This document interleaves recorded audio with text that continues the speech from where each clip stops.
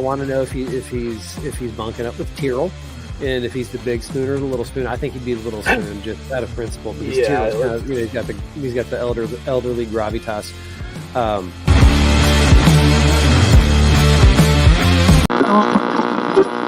Yeah, and that's true. And using those key stats, they are the key things that we've used to pick out our emergency match.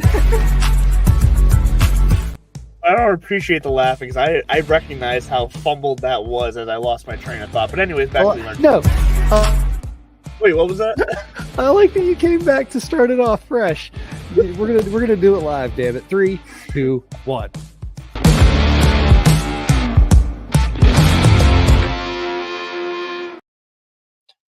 That's right, rocking and rolling here on a Tuesday night. It's Divots and Pivots here on TSPN, that Sports Podcast Network. I'm Andrew LeDuc, a.k.a. Mr. Mallard, and that was the new intro. Hope you guys like it. It's here to stay, because I don't want to make another one. Bud, how are you? Path of least resistance. Yeah, I'm morale's high, and it's higher now with the new intro. You snuck that in on there.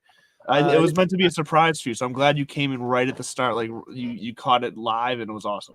I'm feeling very Kramer-ish the way that I'm trying to slide into the show here. That's a shout out to the Seinfeld generation. No, man, things are good. Morale's high. Real quick, how was your kind of trash TV marathon with the roommate the other night? Run through the shows real quick for those who aren't keeping score at home.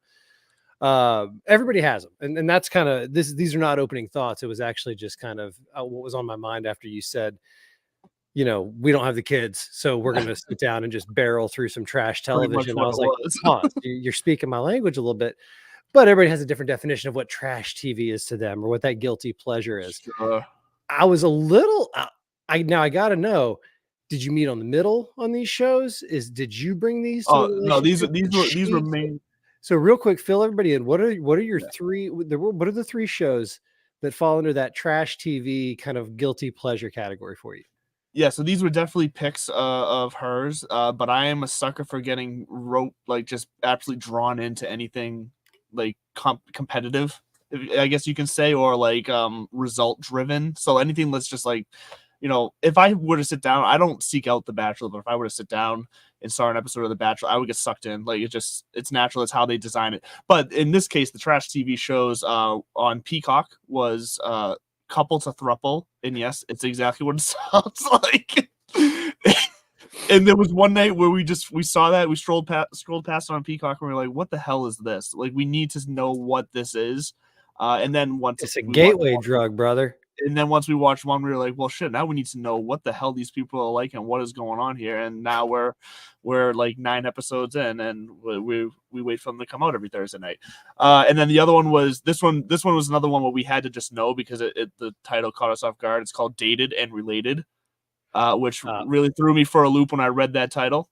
I'm sure. I mean, how can it throw you for a loop? They're pretty not subtle with the incestual head nod there. Is there now? Do people know they're getting involved with their relatives, or relatives aren't getting involved? They're not getting involved with each other. What it is that you're in a resort house on a dating show with your brother or sister or your cousin. God. And you're trying to basically, it's a competition show to be the best wingman. You're trying to hook up your sibling. You're trying to find them love, find each other love, and that's what it is. But apparently, and I don't know how it's going to be structured. Apparently, there's $100,000 prize at the end for somebody, but I don't really know how you win this show, because it's just a dating show. So I don't know. And then the other one's Love is Blind. Everyone's watching Love is Blind these days. Like, that's like the Netflix hot show right now. I'm not everyone. Don't lump me in with that crowd. I was listening to a show the other night, in a late night show, and there's a comedian on there talking about how reality television peaked in the 2010s. And the point she was making was it was early enough in the evolution where you were getting genuine, interactions. And now these people are famous now. So now, like, Vanderpump's a perfect example, because I'll say Vanderpump is probably top of my 3. If I'm going to guilty pleasure it, like with you, with the roommate, sit down, kind of zone out. Bachelor I can tune into, like yourself, for the competitive aspect of it. Jesse Palmer is kind of, it took me a while. It took me a while when Chris was gone. not gonna lie. Yeah. I enjoyed Chris. He was snarky and real. Jesse is a football Sure. analyst and a really good looking guy and Canadian and a Florida Gator. And so for all those reasons, I hate him. No, I'm just kidding. But he's kind of settled into it. The people I just find boring now. And I think it's because, Yeah. again, the novelty of it has worn off and quote unquote reality television has become just television, which is Yeah. why I think sports and in the great 30 for 30 about the Red Sox in 04, 4 days in October. Tell me you've seen it. I mean, it's borderline religious material in this part of the country. Spike Lee was talking about how nervous he was going into Game 7. Or there's a clip, and I don't at me if I get it out of context, but essentially what he says is that's why sports are better than movies. Movies are fiction. You can script it. And even these reality TV shows, hate to break it to you, it's borderline, WWE style, where they might not script it, but they certainly set the table up so that the game goes a certain way sometimes. Sports can't do that. Which is why with the stuff that's coming out this week with Anthony Kim and trying to get his 15 minutes. And I've got a theory on this because, like I told you with my opening thoughts, it is kind of live centric. There's going to be kind of live throughout this entire show because they're creeping around, they're making some moves, but will they be that impactful? So what's on your noodle? And thanks for down that television lane. I'm always curious because no, we'll get to the match in a minute. We'll get there. So my opening thought is with the match last night, it got me thinking, realizing the time of year we're at. We're coming up on March Madness time, and that's going to all start really kicking off here in the next month or so of the conference championships and Selection Sunday and all that. It got me thinking of how we don't have that golf bracket Dell's Technology Challenge anymore. And this is the first year without it. And that's something like, obviously it's not tied to March Madness, but they always strategically held it around Selection Sunday and around the tournament because it just made sense. It was on people's mind. It got people into it. I'm going to miss not having that match play style bracket tournament this year. I'm going to miss it. I enjoyed analyzing golf from a different standpoint because it brought other players into the mix, like our Kevin Kisner, who just kills match plays. It brought just a whole different way of thinking to analyzing golf from our point of view, because we can only do it so many ways, and most of the tournaments are the same. I miss the switch up. That's what I'm going to be missing over the next month. There's not having the Dell's technology. Wow, I didn't take a peek at the rundown, so I didn't see what your notes were coming into this, and I'm genuinely proud. I think that's I think that's a very salient take. And you kind of fell ass backwards into what I was about to talk about, which is Liv still being a threat.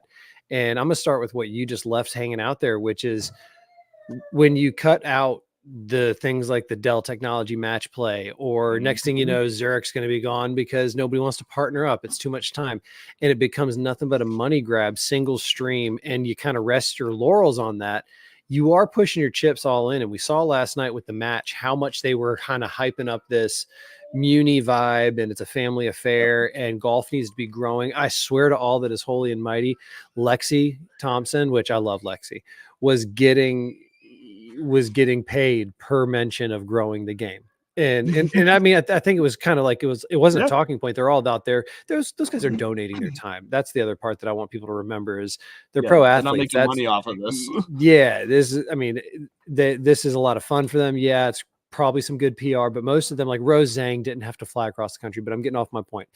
Yeah. If the PGA Tour keeps going down this kind of singular road of trying to be everything to everyone, then Liv is actually in a position where, and this is kind of what got me thinking about it, where they're gonna if the pockets are deep enough, they can play this long game. Now, hear me out. So Bryson bitching about last week, oh my God, we're not getting our world golf ranking points, and we've done everything we need to do. Well, I mean, it's just a matter of time. Y'all got to remember when they went live in 2022 in July, that's when they first applied. And it was like October of 23 before that rejection letter came. And in that year and change, Liv had already put in some of the things that the world golf ranking people wanted to see, something like a relegation factor, something that opens the doors to such a closed shop, where they have a little bit of a Q school. They even said still, it's going to be hard to compare a 54-hole no-cut event with this limited kind of scope to these thousands of guys who are trying to grind it out every day over here. And so even when this next application comes through, they'll end up getting some points, but they won't be enough Yeah. to sustain and get that where they want, which Joaquin Neiman was very clear about. He was lobbying for this Masters invite, and Taylor Gooch was very clear how much it hurts that he's not getting his. And so they're not going to get the But points remember, he also says it doesn't matter. Yeah, we'll get to that later. So they're not going to get the points simply through whatever World Golf Ranking says, because it's just not going to be big enough. It's not going to be a big enough kind of splash in the whole ecosystem to say I don't give a shit how good the players are, for the eyeball test. Like it is part of a bigger mechanism here, and that's why we award them. So they get their kind of pennants. But if you're paying attention to this Asian Tour and this international series and the DP World Tour, the DP World Tour finished the 2023 calendar year with 5 consecutive live victories between 3 players. It's like Dean Burmeister, Oosthuizen, and I want to say Joaquin Neiman sneaking in there down in Australia. We came off the Minwoo Lee high. We're like, oh, look at that. Minwoo got a victory. We can celebrate Chef. Let him cook. And then we didn't pay attention while Liv rattled off 5 consecutive DP World Tour wins. And so you flip the calendar to this year, and it got me thinking.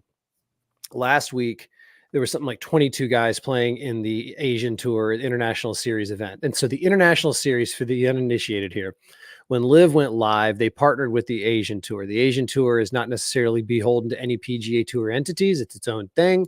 And so they said, sure, we'll partner up with you. Your players can come over here, whatever. And they said, what are you going to bring to the table? Liv said, well, we'll donate 10 years.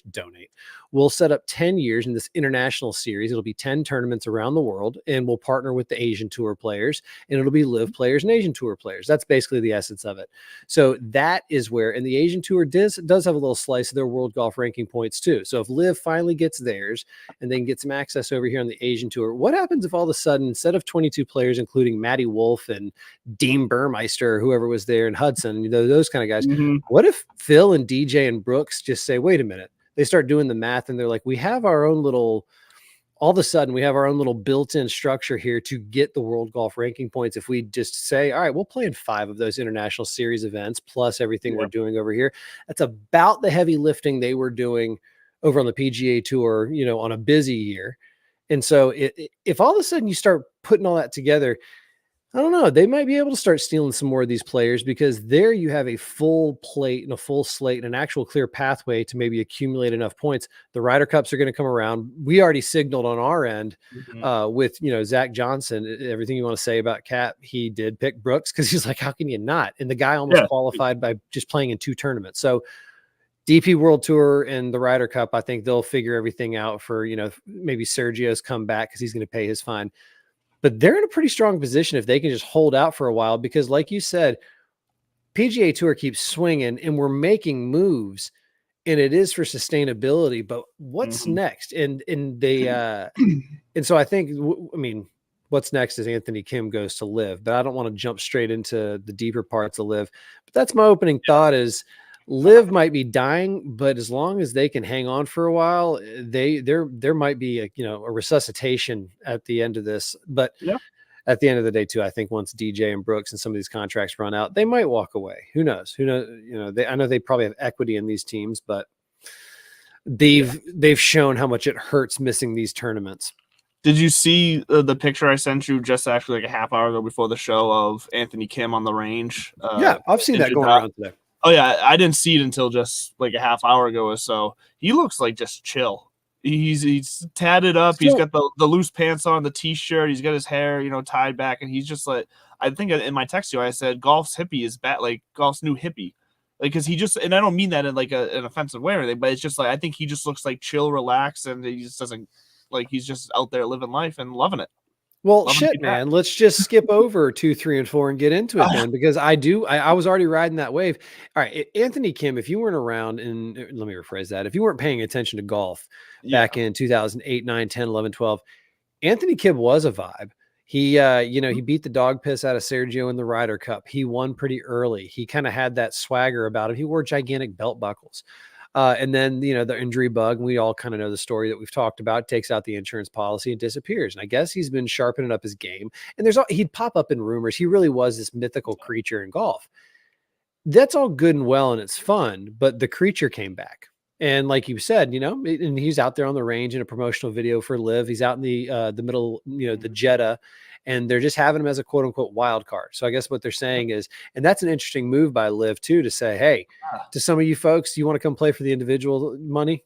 Let's go. We can, we only have X holes that we're using up in this shotgun start. We can, flood it with some more people. So Anthony Kim's going to be out there, but like you said, ponytail, baggy t-shirt, swaggy shorts, tatted up arm. His swing looks pure as all hell. Yeah, so solid. And apparently he's been quote unquote cleaning up in money games, private games and stuff like that. So, but if he doesn't, I just don't know how much of a splash this is going to make. It makes sense, by the way, if I'm Anthony Kim. Here's a guarantee to, take, just to make some money. Maybe I go out there and I don't have it and I can just take one swing and walk away. Because what if he does go out and shoot 78, 76, 75? Yeah. Is it kind of like, okay. And then, has he hurt himself even more? But if he goes out there and fires even, if he finishes under par at that live event, I think it's a successful week for Anthony Kim. Yeah. And they'll probably keep saying, yeah, we'll keep having you back, especially because of the eyeballs it's naturally drawing. But I don't know if he's bringing in new players or new fans. I don't think he is. I don't. Yeah, I think this is a story for kind of older or real deep enough golf time went nerds. by. Enough time went by where most of the golf community kind of forgot about Anthony Kim, and that's why I think you kind of hit it. This is a no-lose situation for Anthony Kim. It makes perfect sense because he's not, like you said, he goes out there, shoots off on the sides. Whoops, maybe not.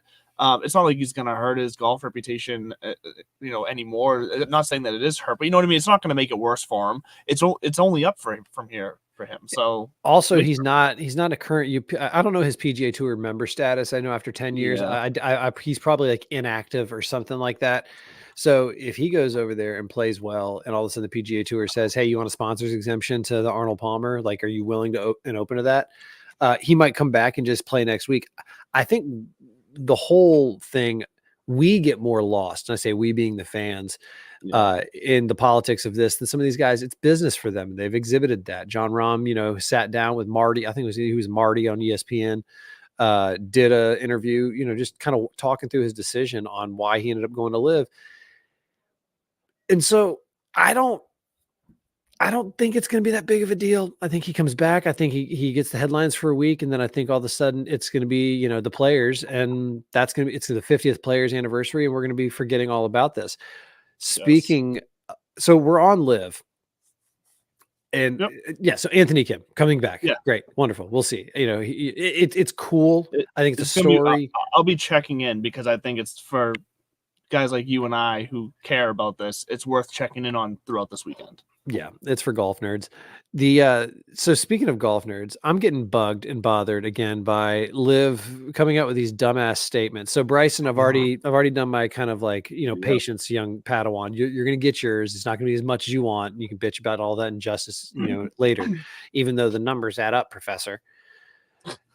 Taylor Gooch comes out today at a press conference and says essentially, if Rory wins the Masters this year and completes his career Grand Slam, there will be an asterisk next to it because of the players that were missing.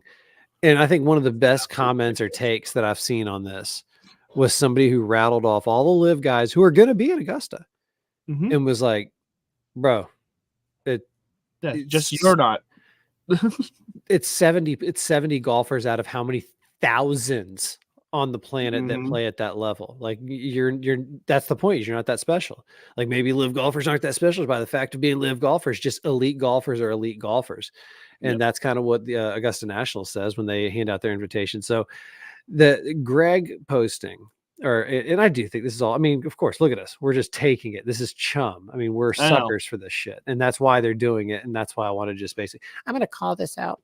But Greg posts some nonsense about, we've been courting Hideki for, we wanted to go after Hideki. But the way it gets rolled out, and then even the way it gets talked about, it's like, why? It's not news. No shit. You went after everybody. You offered Tiger $1 billion. Apparently you're offering Rory $950 million. If he goes for $950 and not $1 billion, that's just a disgrace. He's not going anywhere. He's not going anywhere. But the live thing just needs to get back to basics. Be who you are and stop trying to act as if you're more. the size and scope of your setup and the purpose of its operation. And you got to say, what kind of business impact are you having? Are you making money? I don't know how this whole thing works, but it seems to me like you're just hemorrhaging. I was gonna say, I don't see how they can be making money. Just looking at the crowds, looking at the money they're shelling out to set up these events, and like this, because there's no way.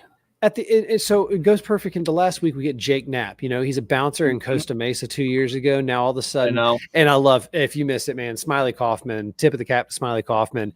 And he's been playing it too. This clip of him from January talking about Jake Knapp being, rookie of the year. Look out, this guy's a breakout star, yada, yada, yada.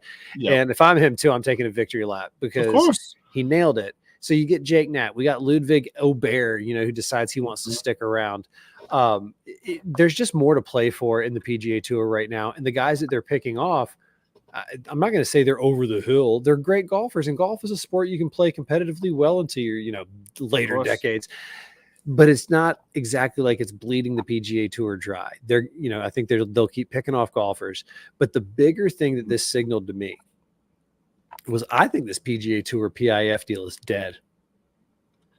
That's an interesting take, because it's really gone quiet ever since the what's the name, was it Fenway Sports Group, or who did they just, I forget it's Strategic Sports. I was gonna say, but I knew it had a different name. Yeah, it's mostly the Fenway Group, and then it's a lot of other guys, or a lot of other organizations, Los Cientos, Senor and Señoritas. Yeah, Señoritas. So I think this deal is dead because, hear me out.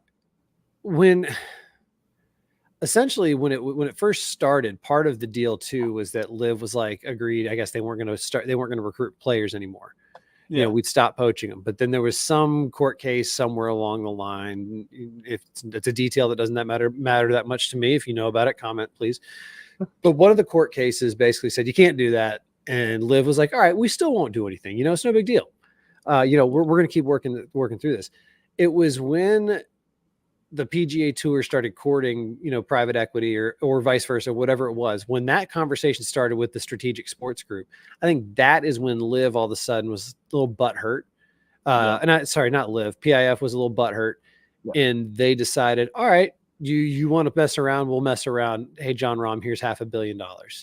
Yep. And just as a reminder of what we're capable of, and the kind of fish that we can go grab. They pulled a Harvey Specter on them. Oh, God, such a good reference. Such a good reference. And now all of a sudden there's the rumor about Rory. He reminds everybody about Hideki. I think they're setting this up to just be like, yeah, you know what? The gloves are off. You got your $3 billion. Have fun with those folks. We're going to, because $3 billion is what PIF, I guess, was going to offer. And so I guess it doesn't take a genius to figure it out. Oh, you're going to give me $3 this organization over full of famous people who we know and yada, yada, yada, and just have a network unto itself that can help us expand, throughout so many different avenues. Yeah, it's not just about the money too. You think about the number of people who are coming along with that money, and that's a lot of obligations to fulfill, and it's a lot of hands to shake and asses to kiss. But it's just a little bit cleaner. And I don't mean that in the political sense. I mean that in the logistical sense. It's a little bit cleaner to just kind of set up shop over here with the people and the people, you already try to trust. And so I think this fucking thing's done. And I think a year from now, we're going to be talking about, I don't know, maybe 2 guys. I think they'll average picking off like 2 people a year.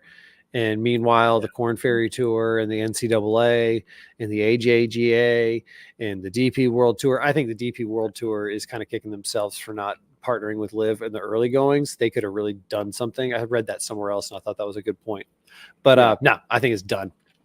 But I mean, you bring up, I think that's a very interesting point. I hadn't really thought of it that far down the rabbit hole, but you say all that, and it makes perfect sense, because it has fallen off, at least in the media standpoint. And so that's another reason why I will be curious to see Full Swing 2 on Netflix coming up in next week, because I've already seen some of the teaser clips where we're going to be getting like the live, they got it on camera, guys reading their phone and hearing about the PIF and PGA merger, and like reading on their phone and live reacting to it. Like, I want to see that. I want to see what their initial thoughts and reactions were, because I think that's just going to maybe give us a little closure about all the things that we've speculated on for the past year. And I think that's going to be interesting. So when I was in high school, big Star Wars family, big Star Wars geeks.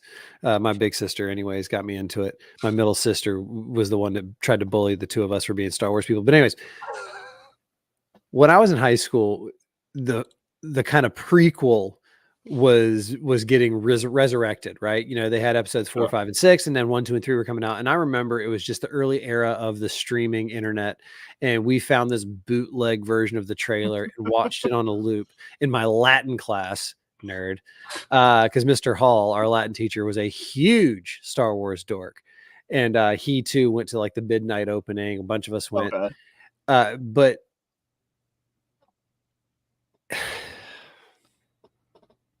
fuck, I got lost in my Star Wars. I was track. gonna say Full Swing, Netflix. Full Swing. I've not been this. Literally, I just started thinking about like the visceral midnight. I could and tell like, you went to a whole nother world. Sneaking booze in the parking lot. Anyways, the trailer, when they keep going through all these guys checking their phones and getting that reaction, you can tell, and they're going, wait, what? And it's like Joel Damon and his caddy, because also I was on the golf course. It was early in the kind of mid-morning, and I remember everybody just all of a sudden pulled their phones out, and I was just like, what the hell? You would have thought the president was shot. That right there got me locked in. I was trying to play coy and be like, oh, I'll get around to it. I'm probably going to watch it at midnight whenever it drops, and at least get some doses in, because Feed Me Seymour, Feed Me, it comes out, I think, next week on the March 6th, right? I think it's the 5th. I thought I saw the 6th. If it's the 5th, maybe it's this. Either way, it's going to be too late for the show. But I'm pretty pumped for it, because it starts there, and then they're going to basically end with the Ryder Cup in a 2-part finale. It is the 6th. Sorry, it's the 6th. Yeah, don't question me. Says the guy who lost his train of thought thinking about Star Wars. Fucking nerd sandwich. All right, so Full Swing's coming up next week. Obviously, we'll dig in more to that. Did you watch the match? So I didn't actually end up tuning into any of the match. I pulled it up on my phone a few times to see what was going on, but like I said, we needed just a zone out night, which is why we were watching the trash TV, which is why we sat there with glasses of red wine and grilled cheese and tomato soup. Like, that was our just comfort lounge, just veg out night. We needed that. But I pulled it up. I pulled it up on my phone a couple times. And it was interesting though, because I did like the kind of the format they did with some of these different games and styles. We know what's closest to the pin. And the one club challenge I thought was interesting. So real fast, I want to ask you, because I don't want to spend too much time on it. What would be the club you would use? Because I saw Rory use, I believe, his 5 wood. For me personally, I feel like I would use my hybrid for the same, probably some of the same logic that Rory picked the 5 wood, because when putting the flatter face, like, that just makes sense. I also feel like I have a lot of control of my hybrid, so like I can hit a lot of different distances with that. So hybrid for me, but where would you lie for a one club challenge? First of all, I'm not going to make fun of you for missing out on this. I mean, when I talk about golf nerddom, this was peak golf nerddom. I mean, this is exactly where it belongs. But I'd probably say a 6-iron, because you know, I can hood it down and try to hammer the dog shit out of it about 200, 220 with some roll, and then you can also kind of get soft with it and hit the mid irons. And then when it comes to putting, you just blade it. I mean, I do think that the longer club might help, but I'd probably say a 6-iron. So I saw your question, and I love it when you said once or twice a year. What's the frequency, Kenneth? And I think for me, twice a year I think it's right around this time, and then, you know, sometime in the football season. And I think you try to bounce back and forth between all pros, like we saw this time, and then the celebrity versions. And you do that because it's twice a year. Find those lulls in the entertainment calendar, get these on there, raise a buttload of money, keep featuring these new courses. Although this was that course is pretty dadgum sweet. And I guess it was Big Cat himself who kind of spearheaded the fundraising to renovate it, with $55 million raised for that overhaul. You know, and you brought in Gil Hans to do the work. $180 to play it, but I mean, that's kind of the way it should be, where it's a treat. You know, it's a public course, doesn't mean he's get, you know, trampled on. You know, it is a treat. So I put it on my bucket list. So last but certainly not least, if you didn't watch it, I would say go back and look for some of the clips. Max Homa, I've said it before, I'll say it again. I am a homosexual. I love him. He's just fun. I think he's great for the sport. There was a while there in the mid 90s, in I want to say maybe late 80s into the mid 90s, early 2000s, where the skins game, that's kind of where the skins game used to live. Kids look up the skins game. Well, careful how you Google this, by the way. Comma golf, comma Wikipedia. Go to the Wikipedia skins game, and you'll see this era where Fred Couples seemed to be like a staple. And it's because Freddie had that kind of, cool demeanor, a little bit of swagger, good looking guy, quick witted.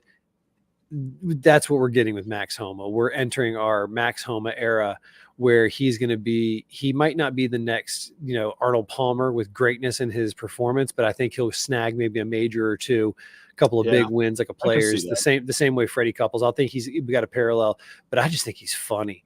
And he's a fun guy to be around. Rose Zhang was sneaky good. And this was the thing I was going to say at the top, and then we can say hey to Underdog and talk about the next week in golf.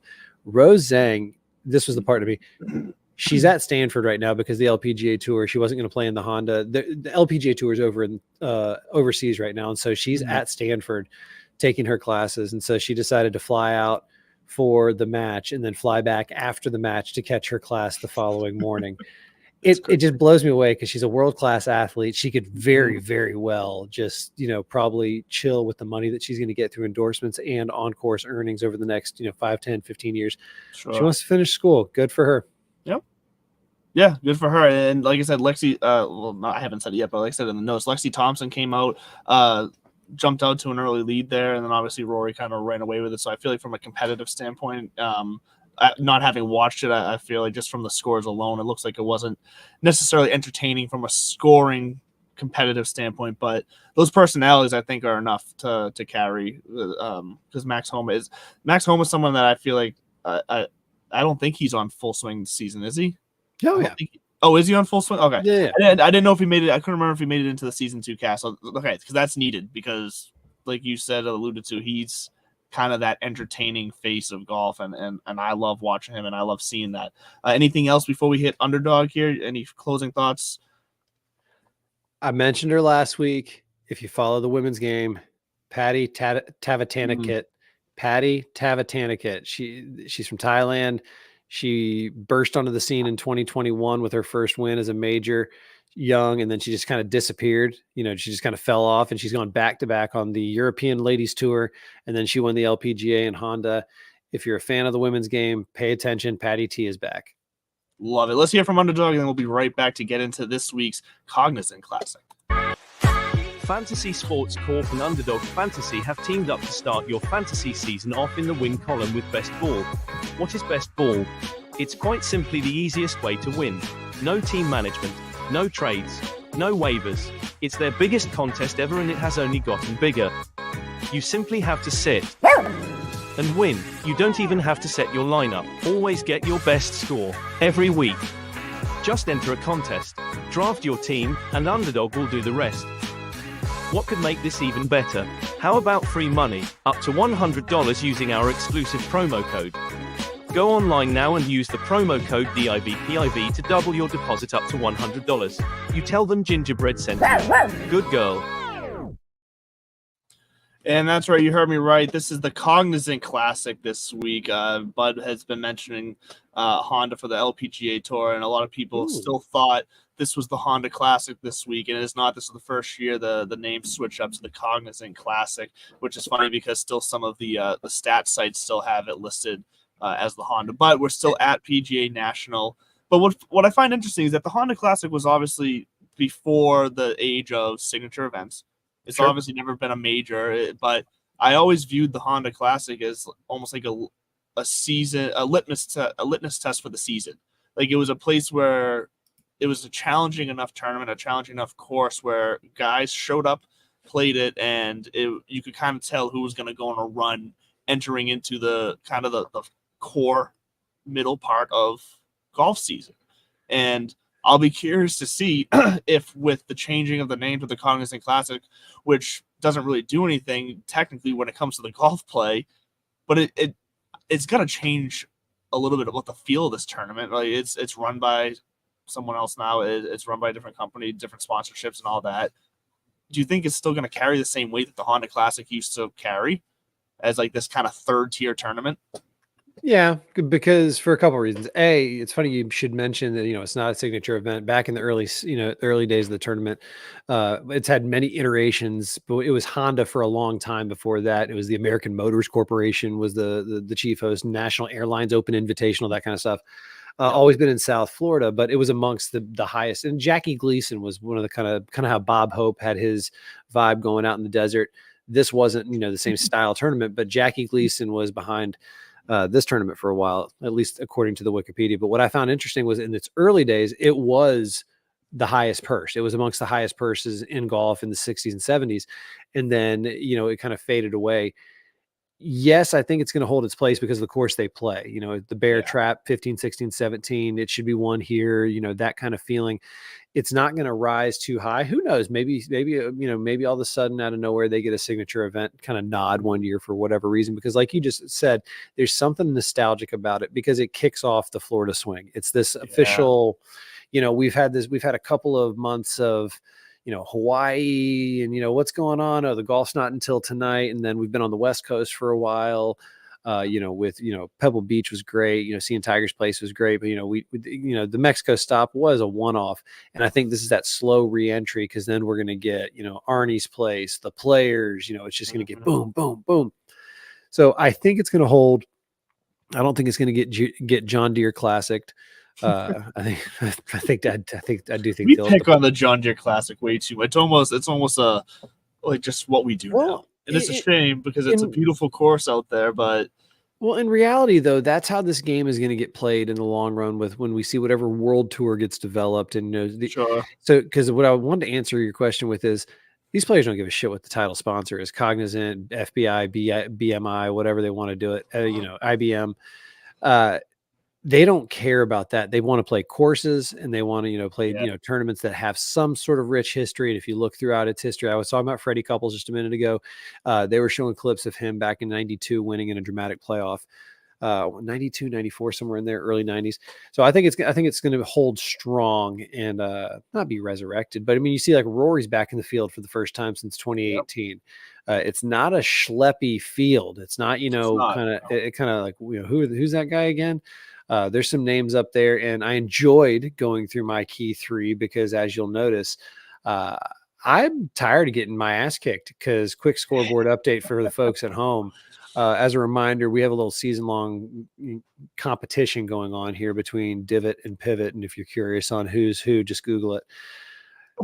You're 5 million up on me. And so the way we're doing it is we're picking our emergency 9 and we're just letting them roll each week. And then we're just calculating their winnings. And that's what we're going to pay attention to. And not only that is, so you got a $5 million lead on me. I think I got 7 and some change. You're in the 12s and you've won 3 weeks to my 2. This was my idea and my format and I'm losing. So I decided the gloves are coming off. We're not going key 3 anymore. I think I noticed 3 or 4 or 5 in there. You took a page out of my book. Yeah. So we're shaking things up here in a little bit. But the Cognizant Classic, PGA National, the only thing of note, really, it's a par 70. It's a longer course because there's a lot of beefy par 4s. Yep. I know you love your proximity from distance ranges, so I'll save that for the key 3. But they've got the Bermuda grass. They've got that Tiftdorf on the greens, and then whatever. Conservation or consortium, whatever. I don't know. It's all hybrid shit that's been developed by the University of Georgia or the Tifton people. Tifton, Georgia. So the Cognizant Classic, we got 15, 16, 17 in the Bear Trap. What are your key 3 that you're looking at this week? Yeah, so my key 3, I'm sticking with ball striking instead of approach. I've kind of come around to your way of thinking with the ball striking. So I tried it last week, worked out well. So I'm going strokes game ball striking, strokes game putting as always. And then you mentioned proximity. I'm going 175 to 200. That encompasses some of the par 3 distances. It encompasses most of the approach shots. So I like that number range. And then the other one I'm doing 4 this week is greens in regulation gained. Just looking at the numbers, this is a course with the history of greens being hit less often than your average tour event. So if you want to score, if you want to be near the top, you're going to have to be taking advantage of those greens in regulation. Just like that nice, beautiful new green Acorn Hills tumbler you got there. That is a nice tumbler. I like that. Right. You have to get me one. So yeah, those are my 4. Ball striking, putting, 175 to 200, and greens in regulation this week. Fun fact. This is the 7th course in the history of the tournament, and it's actually repeated a course early, when it was bouncing around in maybe the 80s or 90s. 7th course, but it's a new course because it's not a par 70, it's par 71. They added 20 yards to the 10th hole. It is now a par 5, which is why I included strokes gained par 5s, because traditionally the 2 par 5s were always the easiest hole, so you got to take advantage of those. And now this new par 5 is not exactly, too girthy. So I think that's going to be accessible. And so that's why I think strokes gained par 5 is in there. I have par 3s, 175 to 200, because that's all the par 3s that they're going to play. And, if you're if you're gaining strokes on the par 3s on this course, you're going to be gaining strokes on the field. And also that 175 to 200 range is going to be a lot of these par 4s, but they're hitting into those greens. Yep. So I kind of, 2 birds, 1 stone right there. Bogey avoidance. This course is a killer. There's water in play. It's if it gets windy, look out. And then, as usual, ball striking and putting those 5 together. And I kind of not went rogue, but I got confused by the models here in Fantasy National, and so I did something different, which I'm calling the sauce. And I'll explain that when we get to our lineups. But PGA National 7th course in tournament history, and it's a new one this year. So strokes gained par 5 is in there as kind of a surprise 5th. I was going to go with 4, but I added 5. Yeah, but I like what you did there. I like that logic, because what you were able to do there with that strokes gained par 5 and those par 3s, 175 to 200, since all the par 3s fall into that yardage, which they sometimes don't. There's 1 or 2 that are above 200, or scattered into a different yardage. You're covering 7 of the 18 holes, right, just with those 2 stats. So that's actually not a bad route to go. You got me shaking in my boots a little bit this week now. But let's get in. Well, hold on real quick. I'll say this though. Jack Nicklaus course, and other people's had their hands on it though. And he's not going to let them have a pitch and putt. So it's always been a challenging track. It's always traditionally been that first test of the year, as you pointed out. Or at least recently, it's been given that kind of feeling. So let's see what our key 3s have put together for us this week.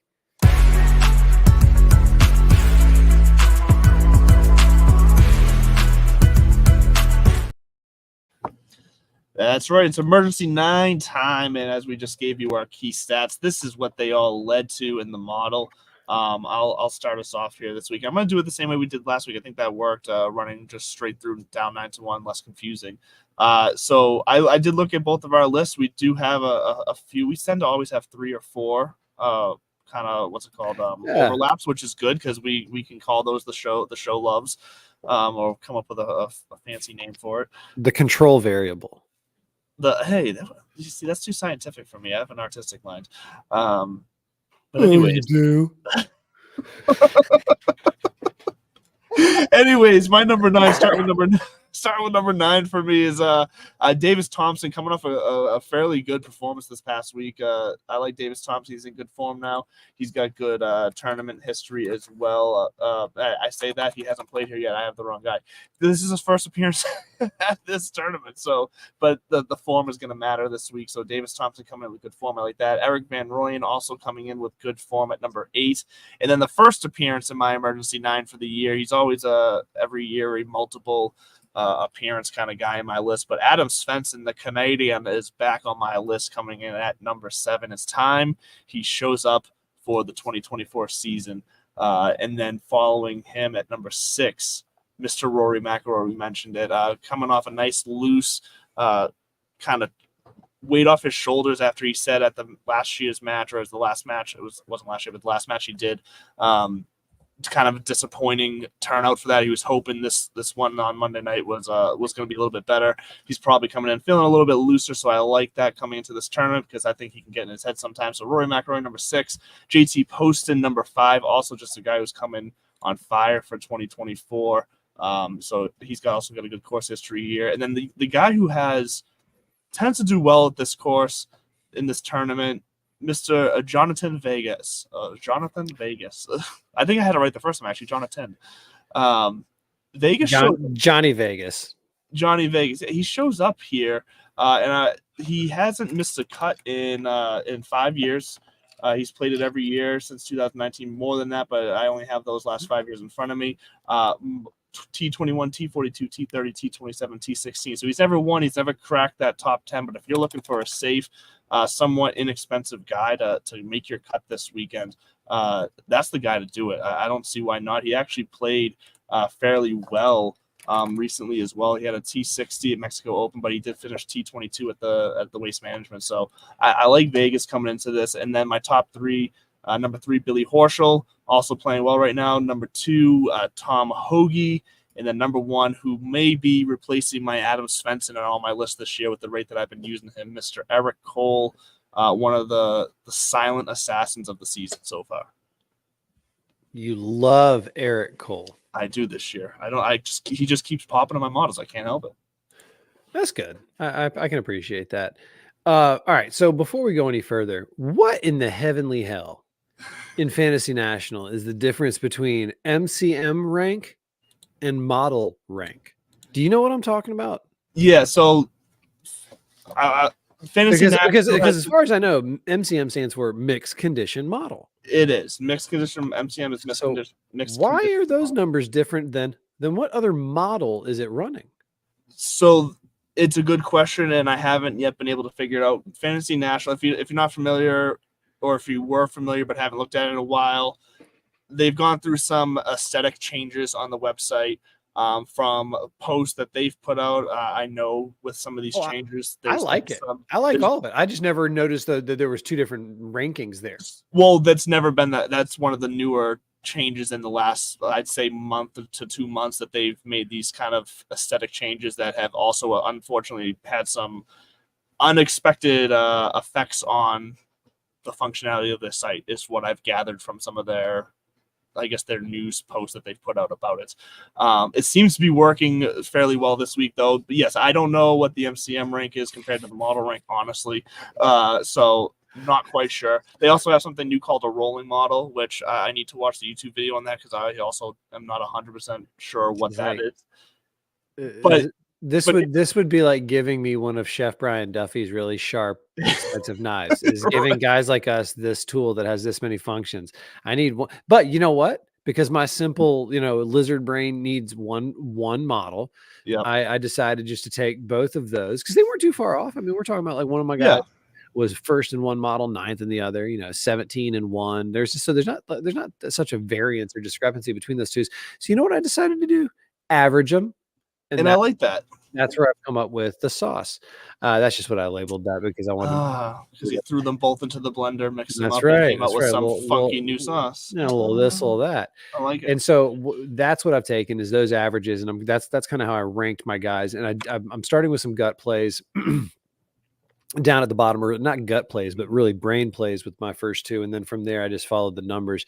Okay. And so for let's see what we got here. Or the Cognizant Classic.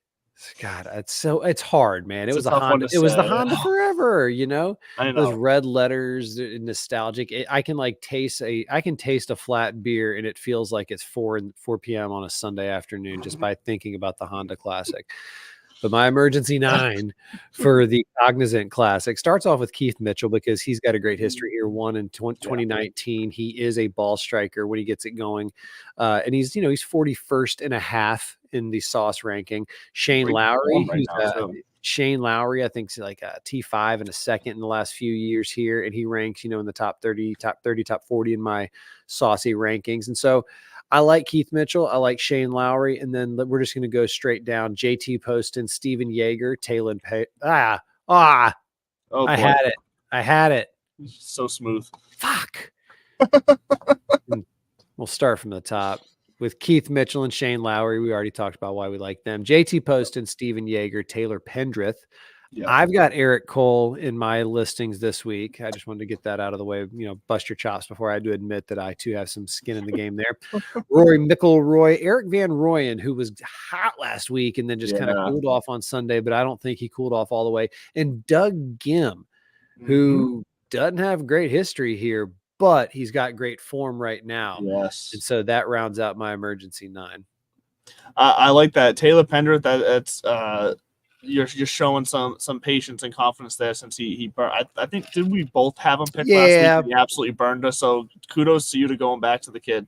That's what I was feverishly looking at when you were rattling off yours was, do I want to bench him? And I thought it's not that fucking big of a deal. I won't lie. He was in my model as well. He hovered right around the 10-11 range. I thought about it, and I ultimately just decided to go with some guys with some better tournament history and some better form. So that's why he was off mine. But yeah, I like your list. I like the Doug Gim call out. Someone who we've mentioned already once this year before. You're right. He's in good form right now, and I do believe that on these tougher, more staple courses, form is very important.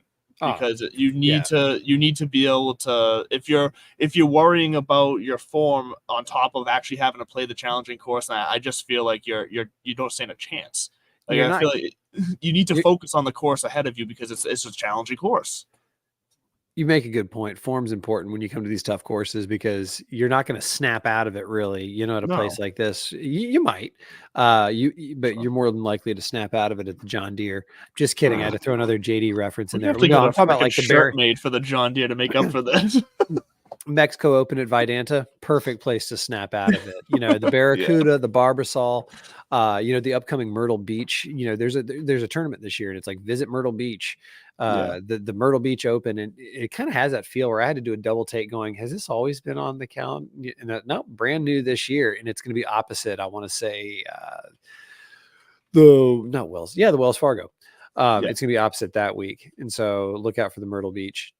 Ride with me here for a second, just sure. Because the creative juices now strong, and we obviously are both Suits fans, and we talked about Suits last week and kind of brushed by it early with the Harvey Specter T-shirt that says it's a hand come up because how they always said the I'm here and you're here. Yes. So I think we have a shirt that's made it's the hand here that says like the Masters or some sort of big in one of the big tournaments. I'm here, and then another one down here that just says John Deere. Oh, I like that too because you can use the same green and yellow color scheme right there. Let's workshop that. We'll put it in the hopper and see what we can come up with. So we're done with the Cognizant fantasy. We're done with the Cognizant, but I think that's good because I'm glad we have a little extra timer at the end because we skipped over a story that you would put in the news earlier in the rundown. Then we'll circle back to it. Last point, real quick on Taylor Pendrith. Yes. This is what I'm hanging. Okay. This is what I'm hanging my hat on with Taylor Pendrith this week. If you look at his last 3 starts, 4 starts going back into, January, he had a string of missed cuts to start the year with the Sony Open, the American Express. Then he goes 13 at the Farmers. Mm-hmm. Am I looking at Doug Gim? I'm looking at Doug Gim. Sorry, going back to Pendrith finished Taylor at the Farmers though. So that's my point. So January 14th, 10th at Sony Open, then he misses the cut at the Amex. 9th at the Farmers, misses the cut at the Mexico Open. He's going to win this week because that's the back and forth nature of the Taylor Pendrith swing. What did you want to bring up that I had earlier that we skimmed over or breezed past? So I'm going to get the name wrong now that it's been deleted off the sheet here. But Robert Rugumayo? Thank you. The first Ugandan it has been the most fascinating make the cut. Thing to follow. See, and I think that's something that I'm glad we had some time to get back to it to at least touch on for a couple minutes because it's just one of those feel good stories that we like to talk about, that we love to bring to the golf world because it's not. No, I'm going to let you tell. I'm going to set the stage a little bit because it's not that Africa doesn't have a golf history. South Africa has as a nation has a very rich history in golf. This is kind of interesting to see it grow. Sorry, I cringe I cringe when I think of the history of South Africa with apartheid. Anyway, well, yeah, but I wasn't talking. Sorry to bring up golfers. Jesus Christ! Why did you bring that up? Like, we all know. We don't shine the light on it. I'm so sorry. Let's go back to think about Ernie Els and freaking Louis Oosthuizen and like some quality men and Elon Musk. And okay, anyways. Golf is growing in Africa. Hit us with the full story of Ugandan golf. Well, first of all, fucking A. The first Africa Amateur Championship was played last week, and the winner gets an invite to the Open Championship. So you are correct, sir. There is a little bit of a movement. But Robert Rugumayo at the Magical Kenya Open became the first Ugandan I hope Ugandan to make the cut. Player from Uganda. There's the safe route. To make the cut on the DP World Tour. And what was cool about it is, first of all, he's ranked 2000 and whatever in the world. And I made some cute joke on in the morning the other day about how live players don't think the world golf rankings matter. You're right, they don't. This guy sinks a putt, makes the cut, and you would have thought that, he landed on the moon, the way his country welcomed him home, the way that he was taking bows, and he was very gracious. And it was so pure of a moment, juxtaposed against a couple weeks ago, Mackenzie Hughes pointing out the ugly truth of this race to the bag is going to be the death of us. And so I do think that while Liv has that long runway, like I talked about before, and they maybe strategically have this kind of idea that works out on paper, there's a human element of this game that has been generated through decades and decades of evolutions and fuck ups and, trying things and working it out. And it's these small steps and these introductions of like the US Adaptive Open a few years ago, the Africa Amateur this year, the Augusta National Women's Amateur. Those are the kind of evolutions in the game that the average golf fan, the people that hang out at the park on a Friday night with their kids, in the family atmosphere, those are the stories. And that's why YouTube golf is becoming so popular, because we are humans and we want human interactions. We don't necessarily want to see how much money you're making. We just want to see how hard it was to earn that dollar bill or that $10 million check. We want to just see you and the other, sharks of your same level swimming around, going after one, singular kind of stepping stone to whatever comes next. And so the Robert Rugumayo story to me was the kind of spark that reminds us that this game is way bigger than Taylor Gooch thinking he's going to be the asterisk in Rory McIlroy's career. Grow up, Taylor. Back to you in the studio. I love how you brought that full circle back, and that's the perfect way to end it this week. Get ready for the Cognizant Classic, because, why not just say that title one more time, Cognizant Classic this week. Don't forget, we mentioned it's the Florida Swing. It gets started earlier, so if you've gotten used to waking up on your Thursday morning, setting your DK lineups, your FanDuel lineups, like after you've woken up and had your coffee and taking time. No. Lineups lock at 6:45 tomorrow, ladies and gentlemen. So make sure you get them set tonight. Not tonight, tomorrow night. It's only Tuesday. Set them Wednesday night. Thursday is when it'll kick off at 6:45 in the morning. My week is already feeling like I have no clue what the day is, obviously. That's going to do it for us, though. I'm Andrew LeDuc. This is Bud Copeland. We are Divots and Pivots, and this is the TSPN Network.